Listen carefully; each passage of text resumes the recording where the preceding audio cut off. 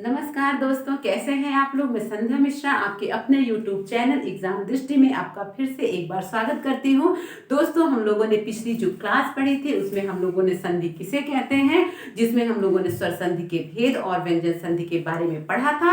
और आज की दोस्तों हमारी क्लास है विसर्ग संधि के बारे में। आइए क्लास को स्टार्ट करते हैं। इसमें हम देखेंगे कि विसर्ग संधि किसे कहते हैं, उसकी परिभाषा क्या है, उसके नियम कौन कौन से और उनमें किस तरीके के उदाहरण आते हैं। तो दोस्तों आइए क्लास को स्टार्ट करते हैं। आज की हमारी क्लास है विसर्ग संधि।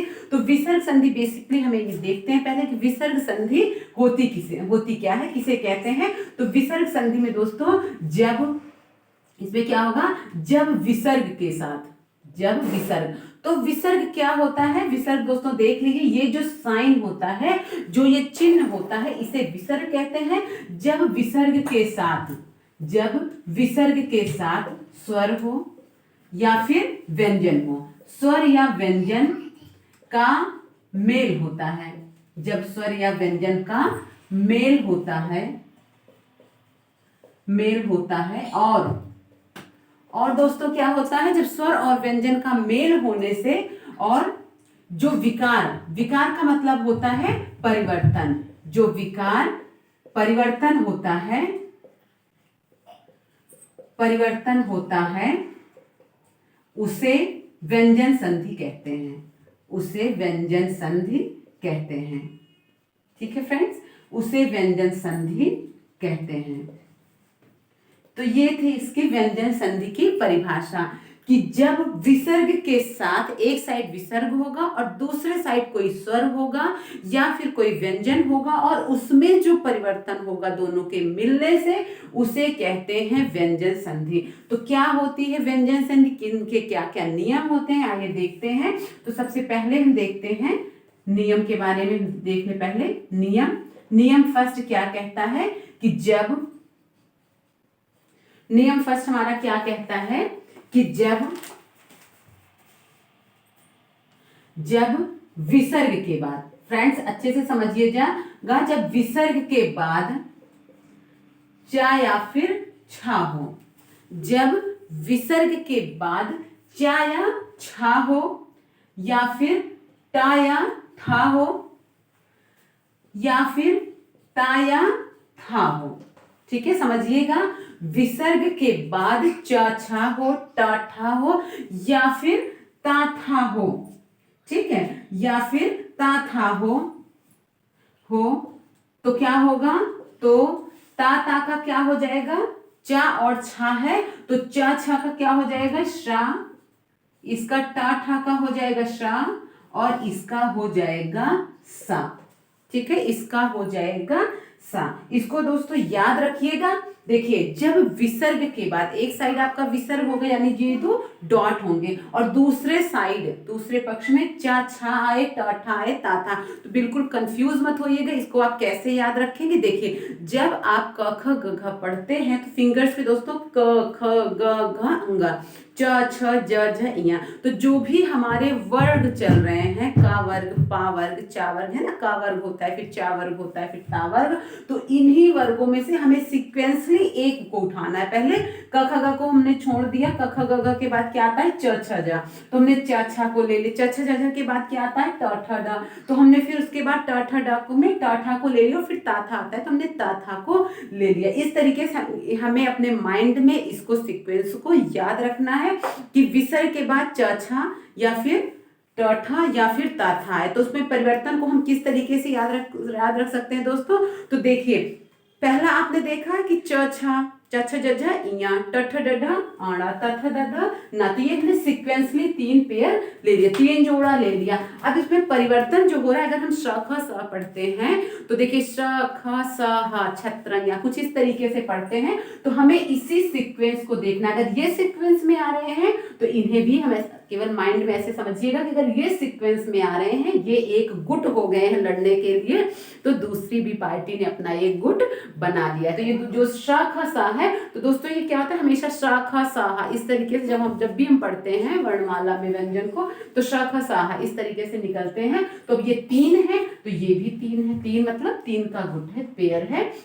तो चौथा और टाठा इस तरीके से चल रहा है। तो यहाँ पे हमारा श ख सा चल रहा है। तो च छा के बदले श, ट ठा के बदले ख और ता था के बदले सा हो जाता है। ठीक है, इसको बस इतना ही अपने दिमाग में अच्छे से याद रखिएगा कि च छ का श, ट ठा का श और ये त था का सा हो जाता है। अब हम आइए बात करते हैं उदाहरण की। अगर हमने यहाँ पे लिखा निह, ठीक है फ्रेंड्स, हमने यहाँ पे लिखा निह प्लस छल, ठीक है, तो क्या होगा? तो यहाँ पे आपने साफ साफ दिख रहा है कि जब विसर्ग के बाद, यहाँ पे हम विसर्ग को देख पा रहे हैं कि विसर्ग ये हमारा 2 डॉट लिखा है, विसर्ग के बाद चा आए या फिर छा आए तो क्या हो जाएगा?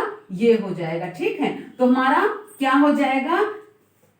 तो हमारा हो जाएगा नी को ऐसे लिख दिया और ये हमारा किसमें परिवर्तित हो रहा है? आधा शा में, क्योंकि विसर्ग आपका आधा है और इसका भी हमने शा को आधा लिख दिया निश, और फिर छल को हमने ऐसे ही लिख दिया। ठीक है, हमने इसको ऐसे ही लिख दिया। दोस्तों एक चीज याद रखिएगा, विसर्ग हमेशा आधे होते। अगर मान लीजिए यहाँ पे कोई स्वर अभी आ जाता, मैंने आपको बताया है कि जो व्यंजन होते हैं वो स्वर के बिना अधूरे होते हैं ना, स्वर के बिना अधूरे। जैसे देखिए अगर हमें लिखना होगा का प्लस आ, इस तरीके से अगर इसमें हलंत है इट मीन्स ये आधा है और ये स्वर मिल गया तो हमारा का बन गया पूरा। इसके बारे में हमने पिछले भी वीडियो में डिस्कस किया था फ्रेंड्स।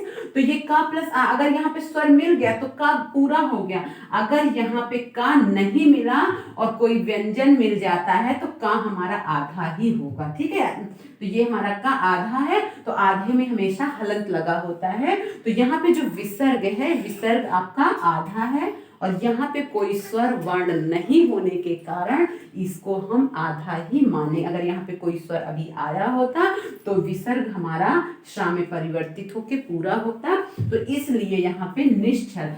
फ्रेंड्स देखिए, जल्दबाजी मत करिएगा, हमें समझने की जरूरत है। अगर हम समझ लिए तो फिर कितने भी उदाहरण आ जाए हम क्लियर कर लेते हैं। अगर वही चीज हमें समझ में नहीं आती तो फिर हम कितना भी पढ़ते जाएं, कितने भी एग्जाम्पल्स आते जाएं, हमें समझ में ही नहीं आता है ना, तो हमें समझने की जरूरत है।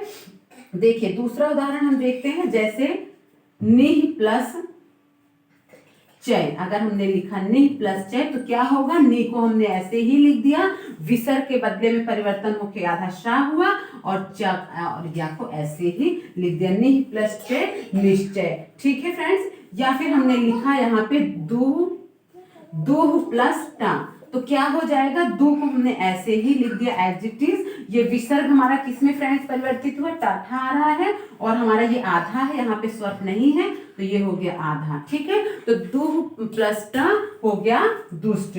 ठीक है, अब या फिर हमने यहाँ पे लिखा नी प्लस तेज, हमने यहाँ पे लिखा कि निह प्लस तेज, तो यहाँ पे नी को हमने एज इट इज लिख दिया। विसर्ग हमारा क्या है? ता था, और ता था की वैल्यू सा है और विसर्ग हमारा है आधा, तो इसलिए हमें जो सा को लिखेंगे वो आधा ही लिखेंगे। तो हमने सा लिख दिया आधा और तेज को ऐसे ही एज इट इज लिख देना है। फ्रेंड्स एक चीज याद रखिएगा, परिवर्तन हमेशा इस साइड में होगा, फर्स्ट साइड में होगा, विसर्ग में होगा, ना कि यहाँ इस पार्ट को आपको एज इट इज यानी अक्षरशः उठा के ऐसे ही लिख देना है। ठीक है, अब देखते हैं, थोड़ा और उदाहरण देख लेते हैं।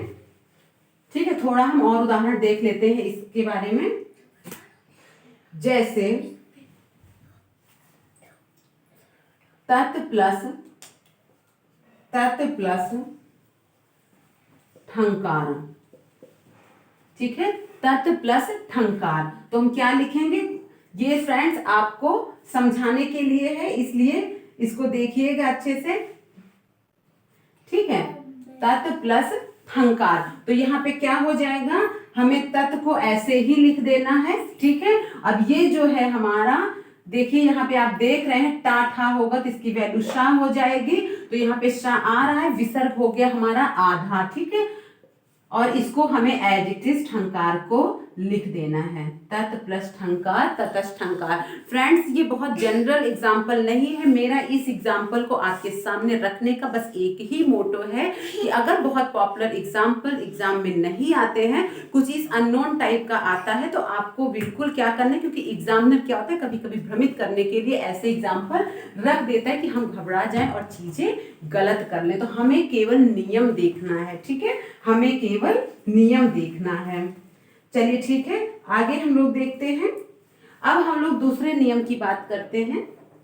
अगर आपको फ्रेंड्स एक बार चीजें अच्छे से समझ में आ गई हैं तो आप देखिए, फिर आपको कितने भी एग्जाम्पल आपके सामने आ जाए, कितने भी उदाहरण, सब आप क्लियर कर लेंगे। बस चीजें होती हैं कि हमें सही से समझ में आने वाली, ठीक है। नेक्स्ट हम देखते हैं, यदि यदि क्या होता है विसर्ग के बाद, ठीक है, यदि विसर्ग के बाद श ख स, ठीक है, यदि विसर्ग के बाद श ख स आता है तो क्या होगा, अगर विसर्ग के बाद श ख स आता है तो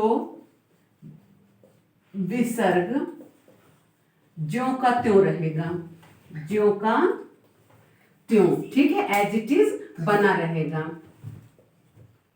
कैसे बना रहेगा, अगर एक साइड विसर्ग आया है और दूसरे साइड टा आ जाए, शा आ जाए, खा आ जाए या फिर सा आ जाए, इन तीनों वर्ण में से कोई भी वर्ण आ जाएगा तो विसर्ग एज इट इज बना रहेगा, या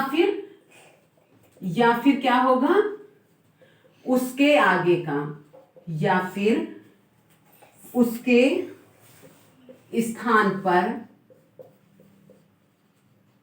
आगे का अक्षर, ठीक है, उसके स्थान पे आगे का अक्षर हो जाएगा। कैसे हो जाएगा आइए देखते हैं, उसके स्थान पर आगे का अक्षर हो जाएगा, आइए देखते हैं। जैसे जैसे हमने यहाँ पे लिख दिया, फ्रेंड्स देखिएगा, जैसे हमने यहाँ लिख दिया निह प्लस, हमने यहाँ पे लिखा निह प्लस शंख, निह प्लस शंख, और आप यहाँ पे देख रहे हैं कि यहाँ पे लिखा है कि अगर विसर्ग आता है और विसर्ग के बाद श ख स आता है तो या तो विसर्ग ज्यों का त्यों बना रहेगा या फिर उसी के आगे जो भी वर्ण होगा यही रिपीट हो जाएगा, ठीक है। तो इसको आप ये भी लिख सकते हैं, निशंक भी हो जाएगा और साथ में ये भी निशंक भी हो जाएगा, ठीक है, निशंक भी हो जाएगा और निशंक भी हो जाएगा। क्यों, क्योंकि देखिए साफ साफ लिखा है कि अगर विसर्ग के बाद, ठीक है, विसर्ग के बाद श ख स आता है तो विसर्ग या तो एडजेक्टिव बना रहेगा या फिर उसी के स्थान पर उसके आगे का अक्षर हो जाता है। तो दोस्तों इसको आप समझिएगा कि जैसे एग्जाम्पल में अगर कुछ ऐसा आ जाए तो कभी कभी होता है कि अब इसमें से आपको चूसिंग हो जाए, अगर ये लिखा रहेगा दो में से एक उसमें रहेगा, दोनों नहीं रहेंगे, तो दो में से अगर एक रहेगा तो आपको एक को टिक करना है, ठीक है। ये दोनों वर्ण कभी नहीं देंगे एग्जामिनर साथ में, तो अगर ये रहे तो ये भी सही करिएगा और ये रहे तो ये भी सही रहेगा, ठीक है। अब एक और एक चीज समझ लेते हैं यहाँ पे, जैसे हमने यहाँ पे लिख दिया निह प्लस सा, अब इसी बात को अपने सिद्ध करते हुए एक एग्जाम्पल और आपको दिखा रहे हैं। तो ये आपका क्या हो जाएगा, निसार भी सही हो गया, आपका ये भी सही हो जाएगा, ठीक है, निसार भी सही हो गया, निस्सार भी सही हो गया। क्योंकि कभी कभी विसर्ग एडजेक्टिव बना रहता है तो किसी किसी में क्या होता है कि जो है उससे जो आगे वर्ड लिखा होता है वही वर्ड रिपीट हो जाता है, ठीक है फ्रेंड्स, ठीक है फ्रेंड्स। एक एग्जांपल हम और देखते हैं, जैसे हमने यहाँ पे लिखा दुह प्लस शासन, बहुत पॉपुलर है और ये एग्जाम में बहुत बार फ्रेंड्स पूछा भी गया है, ये आपका जो एग्जाम्पल है बहुत बार पूछा गया है। तो देखिए इसमें क्या हो सकता है, नियमों के अनुसार क्या कह रहे हैं कि या तो कभी कभी ये एडजेक्टिव वापस लिख उठता है, आ जाता है। और कभी कभी क्या होता है, इसी के आगे वाला विसर्ग के आगे जो वर्ण होता है वही रिपीट हो जाता है, तो क्या हो जाएगा दो, और ये जो वर्ण है विसर्ग इसी में यानी श्रा है तो ये भी श्रा हो जाता है। कहते हैं नहीं कि संगति का असर होता है। क्या होता है हमारी लाइफ में, क्या होता है अगर कुछ चीजें हमारे साथ हो जाती तो घर वाले क्या कहते हैं, उनकी संगत में रह रहे तो वो भी उसके जैसे हो गए। तो सेम यही कहावत यहाँ पे भी अप्लाई हो रही है कि विसर्ग के बाद कभी कभी विसर्ग यहाँ पे एडजेक्टिव आ जाता है, परिवर्तन नहीं होता है। लेकिन फ्रेंड्स कभी कभी क्या होता है कि अब इसकी संगति में है विसर्ग तो यही जो है इसमें ये परिवर्तित हो जाएगा है। ठीक है, तो यहाँ पे दो प्लस शासन दुशासन एग्जाम में याद रखिएगा, बहुत ही पॉपुलर है, बहुत बार ये एग्जाम में पूछा गया है। तो दुशासन अगर आ जाए तो आप इसको भी करेक्ट कर सकते हैं और इसको भी करेक्ट कर सकते हैं। वो अब उस समय सिचुएशन पे डिपेंड करता है कि एग्जाम्पल में एग्जामिनर ने क्या रखा है। ठीक है फ्रेंड्स, चलिए अब नेक्स्ट नियम की हम बात करते हैं। नेक्स्ट नियम की, नेक्स्ट हमारा नियम क्या है,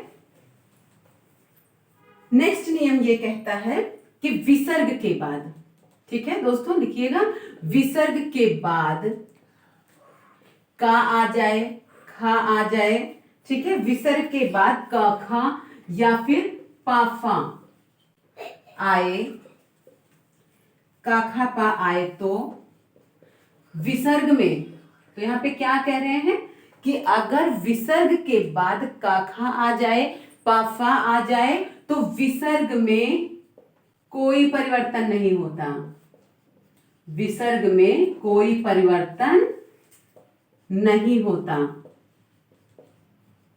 ठीक है, अगर विसर्ग के बाद काखा आ जाए या फिर पाफा आ जाए तो विसर्ग में कोई परिवर्तन नहीं होता। हृदय भाई कैसे नहीं होता, आगे देखते हैं कैसे नहीं होता। ठीक है, तो जैसे रजा प्लस कर्ण, और यहां पे हम देख रहे हैं कि विसर्ग के बाद काखा या पाफा आ जाए तो यहां पे हम ऐसे ही रजा कर्ण लिख देंगे। ठीक है, ऐसे ही हम लिख देंगे। या फिर एक चीज और है, या फिर अगर आ जाए एक चीज इसमें और भी देख लीजिए कि विसर्ग के बाद, इसको रफ कर देते हैं कि विसर्ग के बाद